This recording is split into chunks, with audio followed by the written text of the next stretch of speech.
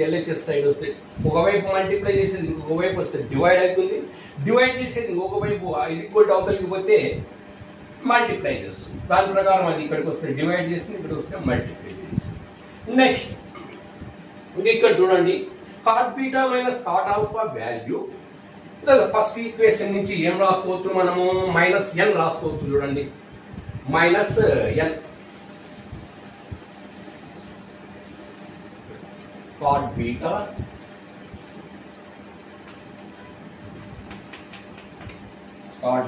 minus cot alpha value ఏం రాసుకోవచ్చు, minus N by M is equal to cot alpha cot beta వాల్యూనే మనకు కావాలి ఇప్పుడు. అంటే cot alpha cot beta, cot అంటే ఇది కుడి చేతి వైపు ఉంటే ఎడమ చేతి వైపు రాసుకో.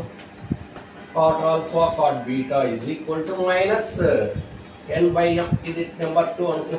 ఇప్పుడు cot of alpha minus beta తీసుకో. cot of alpha minus beta is equal to cot beta into cot alpha plus 1 by cot beta minus cot alpha. ఇప్పుడు మనం ప్రాబ్లం అంటే మనకు అవసరమైన రెండు వాల్యూస్ వచ్చినాయి. Cot beta into cot alpha వచ్చింది, ఇదో cot alpha into cot beta is equal to minus దీని వాల్యూ వచ్చింది న్యూమరేటర్ లో, డినామినేటర్ వాల్యూ వచ్చింది. Denominator value cot beta is equal to minus cot alpha minus M minus N కనుక్కున్నాం. రెండు values తెలుసుకోవడానికి substitute చేయడమే అంతే. నెక్స్ట్ ఈక్వల్ టు సబ్స్టిట్యూట్ చేయి. కాట్ బీటా వాల్యూ ఎంత, cot beta cot alpha value ఇది ఇక్కడ ఉంది, minus N by M plus 1 by cot beta minus cot alpha minus ఎం.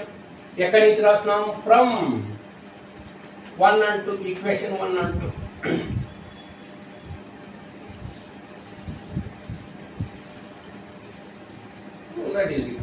ఇక్కడ చూడండి, ఇక్కడ సెకండ్ టర్మ్ లో ఫ్రాక్షన్ ఏం రాసుకోవచ్చు, 1 by 1 రాసుకోవచ్చు. ఏ నెంబర్ అయినా సరే డినామినేటర్ లో ఏం లేకపోతే బై 1 అని రాసుకోవచ్చు. ఆ విలువలో మార్పు ఏమి ఉండదు.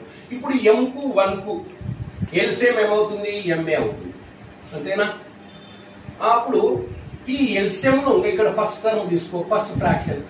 ఈ ఎల్సిఎం ను ఇక్కడ ఉండే ఈ ఫ్రాక్షన్ నుండి డినామినేటర్ చేత డివైడ్ చేయి. ఎం బై ఎం అంటే 1 అంటే కోసెంట్ 1 వస్తుంది. ఆ 1 ని తీసుకుపోయి న్యూమరేటర్ తో మల్టిప్లై చేయి. మైనస్ ఎన్ ఇంటూ 1 అంటే మైనస్